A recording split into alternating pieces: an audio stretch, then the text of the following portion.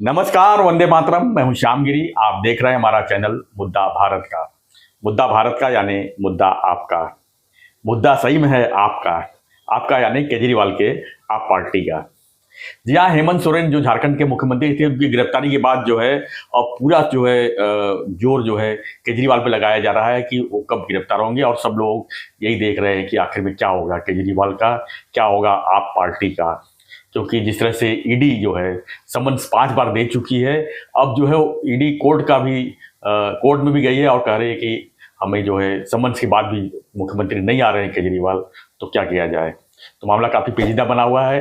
इसी पर विषय पर हम चर्चा करेंगे। हमारे साथ में है एडवोकेट विवेक जोशी जी। हम इनसे जानेंगे कि जो ये प्रोसीजर है, जो भ्रष्टाचार का प्रोसीजर है, मुख्यमंत्री के ऊपर किस तरह लागू होता है और इनकी गिरफ्तारी के पीछे क्या क्या कानूनें आती है, क्योंकि ये पूरे कानून का ही विषय है।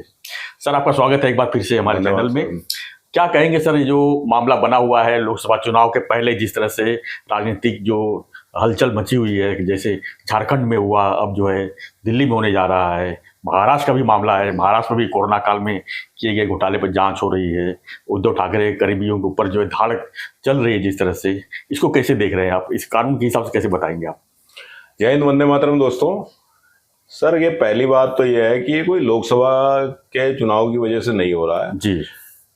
अब ये कहना भी गलत है कि लोकसभा के चुनाव की वजह से हो रहा है, क्योंकि टाइमिंग ऐसी हो गई है कि लोकसभा के चुनाव ऐसे आ रहे हैं और उस समय पर ये जो समन्स है ईडी की तरफ से या क्राइम ब्रांच की तरफ से या सीबीआई की तरफ से इन लोगों को जा रहे हैं।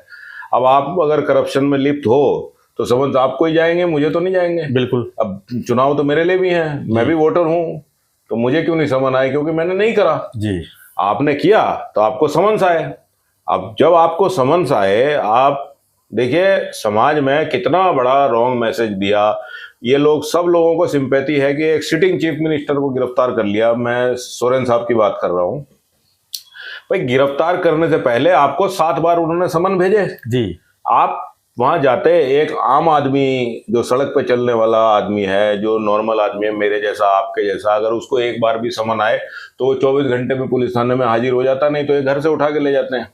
तो भाई, इनके लिए इतनी फैसिलिटी किस बात की? सही बात है, बिल्कुल सही बात। आप एक कॉन्स्टिट्यूशनल पोजीशन पर हैं, जब आप चीफ मिनिस्टर हैं, जब आपको समन आया तब आप पुलिस स्टेशन क्यों नहीं गए? आप ईडी के पास क्यों नहीं गए और आपने अपनी बात क्यों नहीं रखी? उन्होंने समन आपको गिरफ्तार करने के लिए नहीं दिया था, समन उन्होंने आपको इसलिए दिया था, आप आइए, आपके खिलाफ ये शिकायत है, आप इसमें क्या सहयोग करना चाहते हैं वो करिए। गिरफ्तार वो करते ना करते वो बात की बात थी। अब केजरीवाल जी का तो कहना है कि सर मैं दिल्ली का बादशाह हूं, तो अगर सोरेन साहब को 7 बार आए तो मुझे तो एक बार और आना चाहिए, मैं 8वीं बार से पहले कैसे चला जाऊं ईडी के पास? तो इसलिए उन्होंने अभी तक 5 समन डक करे और इसकी वजह से जो एनफोर्समेंट डायरेक्टरेट है उसको अभी कोर्ट में जाना पड़ा। रोज एवेन्यू कोर्ट में गए हैं, तो वहां पे अब जो आएगा फैसला उसके हिसाब से कार्रवाई होगी। लेकिन एक चीफ मिनिस्टर अगर समन इस तरह से डिसोबे करेगा तो क्या समाज में ये मैसेज नहीं जाता कि इनके समन्स की कोई वैल्यू नहीं है? बिल्कुल। अगर कोई आम आदमी समन्स को डिसोबे कर दे तो पुलिस का क्या रवैया रहेगा या एनफोर्समेंट डायरेक्टरेट का क्या रवैया रहेगा? जिस समय नरेंद्र मोदी जी को समन्स आए थे, क्या नरेंद्र मोदी जी कभी ट्रिब्यूनल के सामने या ऑफिसर्स के सामने या पुलिस के सामने कभी अपेयर नहीं हुए? उनको भी आपने ग्रिल करा था जब गोधरा कांड में करा था, तो वो भी तब चीफ मिनिस्टर थे।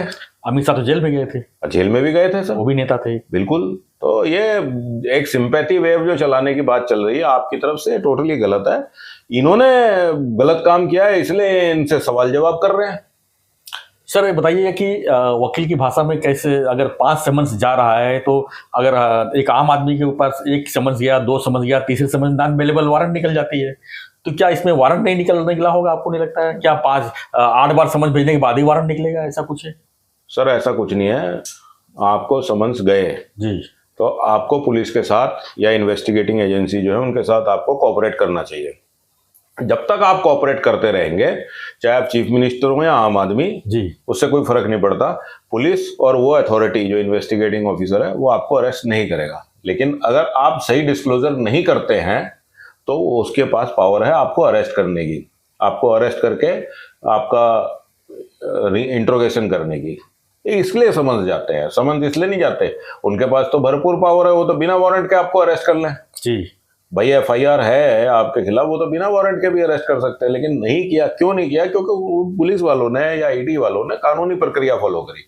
तो ये कानूनी प्रक्रिया का वायलेशन किसने किया? एक चीफ मिनिस्टर ने।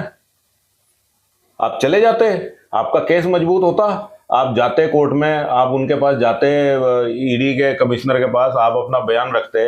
अभी यहीं पर आप एक बार देखिए, एक बार पीछे इलेक्शन के टाइम में आदरणीय श्री शरद पवार जी का नाम आया था कि भाई इनको ईडी समन्स भेज रही है, तो वो तो ईमानदार व्यक्ति थे, बिना समन्स के पहुंच गए। ईडी ने उन्हें कहाँ गिरफ्तार किया? नहीं किया जी। नहीं किया था, बरसात का समय था, याद होगा आपको। बिल्कुल बिल्कुल। तो जब मैंने कुछ किया ही नहीं, मैं डरूं क्यों? तो आप उनके पास जाने से इसलिए डर रहे हो कि भाई मुझे अरेस्ट कर लेंगे। एक्साइज की, दिल्ली की जो एक्साइज, लीकर एक्साइज की पॉलिसी थी, उसमें घोटाला किसने किया? आप पार्टी ने किया ना। बिल्कुल, नाम तो उन्हीं का है। आप ये तो नहीं कह सकते कि जी स्कूल मैंने बनाए इसलिए मेरे लिए ताली बजाओ, हॉस्पिटल मैंने बनाए इसलिए मेरे लिए ताली बजाओ, और मैंने एक्साइज पॉलिसी में घोटाला अगर आ गया तो इन्वेस्टिगेशन भारतीय जनता पार्टी के खिलाफ करो या कांग्रेस के खिलाफ करो। भाई आपके खिलाफ ही होगी, क्योंकि आपके खिलाफ एलिगेशन है। एक्साइज, लीकर एक्साइज की पॉलिसी में मोर देन 2000 करोड़ रुपीस का नुकसान पब्लिक एक्सचेकर को हुआ जी। और जो खबर है वो ये है कि तकरीबन 100 करोड़ रुपए आप पार्टी को मिले। और उस पैसे को जो न्यूज में खबर है या जो अखबारों में या जो कोर्ट में जो मैटर गया, उसमें ऐसा है कि 100 करोड़ रुपए में से कुछ पैसा गोवा के इलेक्शन में भी यूज हुआ। इसके लिए आपके खिलाफ एफआईआर है, इसके लिए आपके 3 मिनिस्टर अभी जेल में हैं जी। और अब तो जब सुप्रीम कोर्ट में मामला गया, जब आप मनीष सिसोदिया जी की बेल के लिए सुप्रीम कोर्ट में गए, तो सुप्रीम कोर्ट ने एक टिप्पणी करते वक्त एक बात बोली है कि भाई आपने जो डायरेक्ट बेनिफिशियरी है इस अमाउंट का, आप पार्टी, उसको क्यों नहीं आपने एक्यूज बनाया?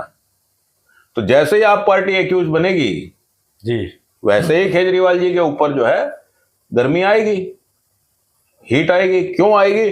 क्योंकि आप पार्टी को चलाने वाले सबसे बड़े संयोजक, आप चेयरमैन बोल लीजिए, प्रेसिडेंट बोल लीजिए, आप ही हैं जी। आप टीवी पे आइए, आप यूट्यूब के चैनल्स पे जाइए, आप अपने लोगों को बोलिए कि भाई आप मेरे बारे में ऐसा बोलिए वैसा बोलिए। टीवी पे बोलने से कुछ नहीं होता। जनता को आज की डेट में मालूम है कि एक घपला हुआ था और उसी घपले का इन्वेस्टिगेशन हो रहा है। तो क्या लगता है सर, अभी आगे का प्रोसीजर किस तरह का? जिस तरह की ईडी जो है कोर्ट में गई हुई है समन्स की बात की, हमको केजरीवाल को किसी भी हालत में कस्टडी चाहिए, तो क्या कोर्ट क्या अभी आदेश देगी, आपको क्या लगता है? सर कोर्ट जो अब इसमें आदेश देगी वो कायदेशीर आदेश देगी, और कायदेशीर आदेश यही है कि अगर कोई व्यक्ति आपके समन्स को बार बार डिफाई कर रहा है तो आपके पास उसको अरेस्ट करके अपने पास लाने का अधिकार बन जाता है। आप उन्हें अरेस्ट करें, अपने पास लाएं, आप कोर्ट से ऑफिशियली रिमांड लें। देखिए ईडी जो है वो ऐसे घर पे जाके किसी के अरेस्ट नहीं करती, वो पहले समन भेजती है, समन भेज के वो अपने ऑफिस में बुलाते हैं, ऑफिस में बुलाने के बाद आपको रिटर्न में क्वेश्चनर देते हैं जी कि आप हमको इन क्वेश्चंस का आंसर दीजिए। तो आपको लिखित में उन क्वेश्चंस का आंसर देना पड़ता है, फिर उसके बाद आपको दूसरे क्वेश्चनर दिए जाते हैं। इस तरह से उनकी प्रक्रिया चलती है। फिर जब उन क्वेश्चनर्स को मैच करने के लिए जो उनकी जो टीम है, जो उनके पास ऑलरेडी इन्फॉर्मेशन है और जो आप जो इन्फॉर्मेशन दे रहे हो, जब वो दोनों को मैच करते हैं तब वो टीम उनको बताती है कि भाई अभी आगे क्या करना है जी। उनका एक बैकअप रहता है। तो वो बैकअप अगर ये बताता है कि भाई ये आंसर जो ये दे रहे हैं और ये दे रहे हैं, जिसको मराठी में उड़वा उड़वीचा उत्तर बोलते हैं ना, वो हवाबाजी करके, तब वो आपको बोलते हैं कि सर हमें आपको अब अरेस्ट करना पड़ेगा और हम आपको अब अरेस्ट करके इंट्रोगेट करेंगे। तो जैसे ही आप उनको अरेस्ट करेंगे, ईडी वाले जब उनको अरेस्ट करेंगे, तो इसको prevention of money laundering act के तहत अरेस्ट किया जाएगा जी, जिसमें आप पार्टी तो डायरेक्ट बेनिफिशियरी है। आप पार्टी डायरेक्ट बेनिफिशियरी है। जब उनके अकाउंट में पैसा आया है तभी तो उनके ऊपर केस बना है। सर ठीक इसी तरह के जो है महाराष्ट्र में भी मामला चल रहा है। इसमें जो है विपक्ष के ऊपर काफ़ी ईडी का जो है जांच पड़ताल हो रही है। जैसे अजीत पवार का भी नाम था, जो अभी तो सत्ता में आ गए हैं, लेकिन उसके बाद अभी रोहित पवार के ऊपर भी जो है मामले चल रहे हैं। साथ में उद्धव ठाकरे के करीबियों के ऊपर भी ईडी की तलाश जारी है। तो ऐसे में क्या लगता है कि ये जांच जो है पार्टी लेवल से होते हुए क्या पूर्व चीफ मिनिस्टर को भी अरेस्ट कर सकती है? मैं इस बात को थोड़ा इस तरह से दर्शकों के सामने रखूंगा कि चीफ मिनिस्टर हो या कोई और मिनिस्टर हो जी, आपको हमने चुन के घपला करने के लिए तो नहीं भेजा। अगर आप घपला करते हो तो फिर अरेस्ट भी आपको ही होना है। जी आपको जो संविधानिक इंसुलेशन दी गई है वो सिर्फ ये है कि भाई कुर्सी पर रहते हुए आपको अरेस्ट नहीं किया जा सकता। अब आपके खिलाफ अगर एफआईआर हो गई जी तो आपको रिजाइन करके छोड़ देनी चाहिए अपनी कुर्सी और बोलना चाहिए कि भाई मैं कोऑपरेट कर रहा हूं, जैसा आज से पहले अडवाणी जी ने भी किया। तो आप पावर में मत रहिए, आप आइए और उनको कोऑपरेट करिए। और बाकी जैसे साहब, चाहे महाराष्ट्र हो या उत्तर प्रदेश हो या दिल्ली हो या पंजाब हो, जहां भी घपला होगा सिटिंग चीफ मिनिस्टर या पूर्व चीफ मिनिस्टर उसको गिरफ्तार करना ही पड़ेगा। क्योंकि अगर उसके कार्यकाल में ये हो रहा है तो एज ए लीडर मैं ये कैसे कह सकता हूं कि भाई मैं बिल्कुल अंधा था और मुझे पता ही नहीं लगा कि मेरे कार्यकाल में ऐसा हो रहा है। अभी आपकी ब्लेसिंग थी। जी तो अब जैसा आपका जो सवाल है कि भाई कोरोना काल में हुआ, तो जो कोरोना काल में जो लोग मिनिस्टर थे, जो लोग ऑफिसर्स थे, जिन लोगों के ऊपर ये एलिगेशंस आए हैं या आएंगे, गिरफ्तारी भी उन्हीं की होगी, पूछताछ भी उन्हीं से होगी। अब उसमें किसी का भी गुट हो, इससे कोई फर्क नहीं पड़ता सर। लॉ ये नहीं देखेगा कि आप इस समय क्या हैं, लॉ ये देखेगा, एनफोर्समेंट एजेंसी ये देखेंगी कि जिस समय पे घटना घटी उस समय पे आप क्या थे। चाहे वो पवार साहब का दल हो या अजीत पवार साहब का दल हो। मैं ये नहीं मानता कि आज अजीत पवार जी भारतीय जनता पार्टी के साथ आ गए तो एफआईआर रद्द हो जाएगी, उनके ऊपर जो है एफआईआर नहीं होगी, ऐसा नहीं है। एफआईआर तो कोई भी पब्लिक स्पिरिटेड पर्सन कर सकता है, लेकिन उसको सब्सटेंशिएट करने के लिए एविडेंस भी होने चाहिए।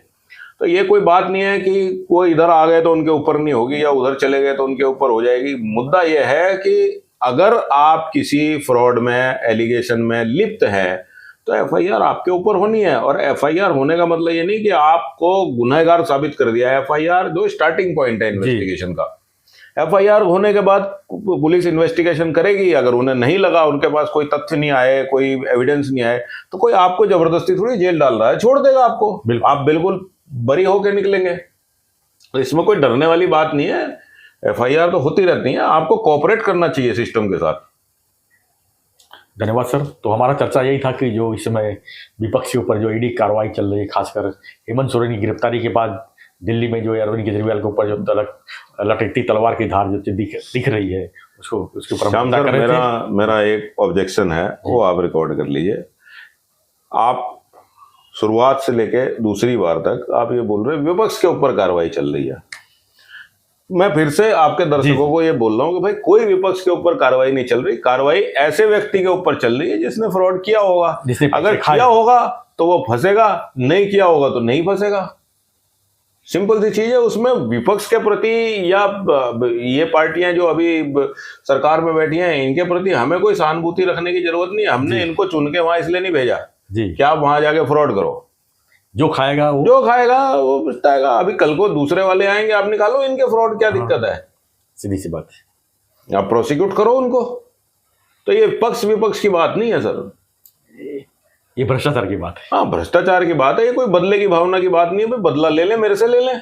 मैंने तो कुछ नहीं किया, तो मेरे से किस बात का बदला लोगे? आपका नाम पे क्यों नहीं कोई कर रहा? तो ये एक बात है कि जो फ्रॉड करेगा उसी के ऊपर ये चीज होगी। धन्यवाद सर। तो आपकी चर्चा के ऊपर आपकी क्या प्रतिक्रिया है, हमें कमेंट बॉक्स में लिखिए और बने रहिए हमारे साथ, देखते रहिए हमारा चैनल मुद्दा भारत का। धन्यवाद। जय हिंद।